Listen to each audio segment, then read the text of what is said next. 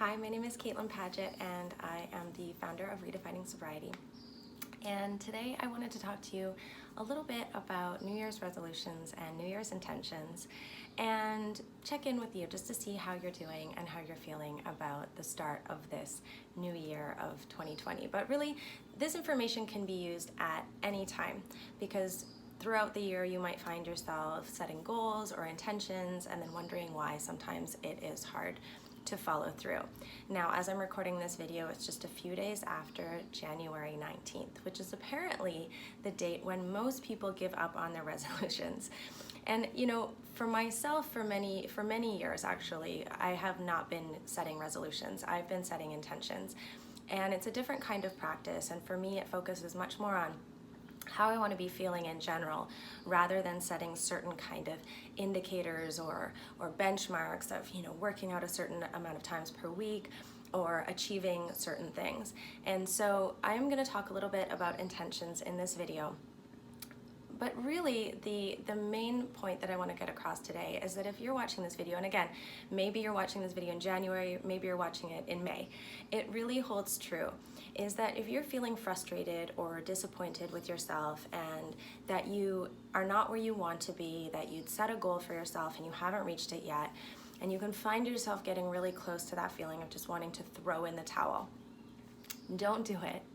Acknowledge to yourself that change is really hard. We as human beings avoid change. We don't like it. We're resistant to change.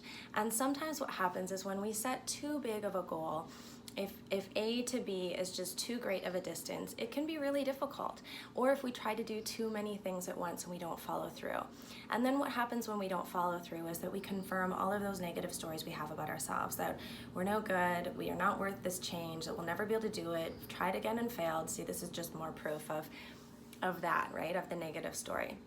So what's really, really important to do is just press pause, be compassionate with yourself. Again, realize that change is really difficult.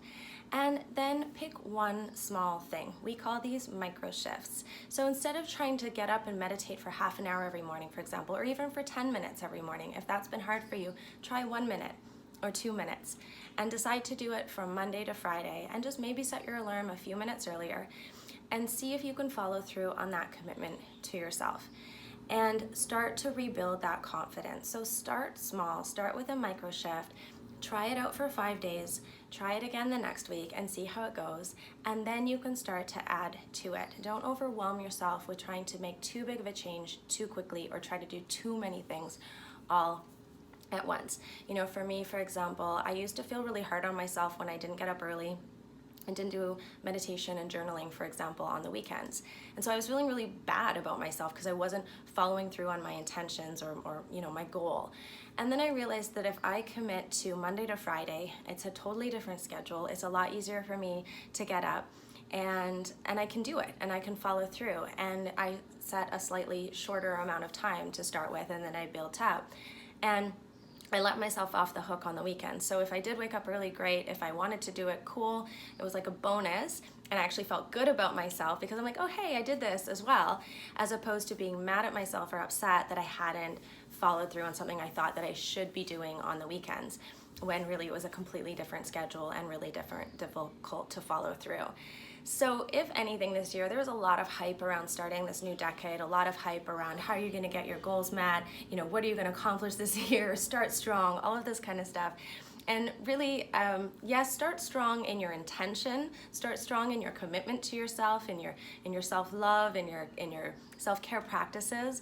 But this idea that you have to change your whole entire life, or that you even should be able to do that, puts a lot of unnecessary pressure on yourself. So ease up on yourself, start small, start now, just pick one little thing that you want to change. Maybe it's adding one green juice a week, you know, maybe it is going out for a walk once a week, maybe it's a 1-minute meditation, and then build from there. Micro shifts, celebrate yourself each step of the way, and don't try to take on too much too soon. And if you have any questions about this at all, please reach out. If you would like any extra support, of course, reach out as well.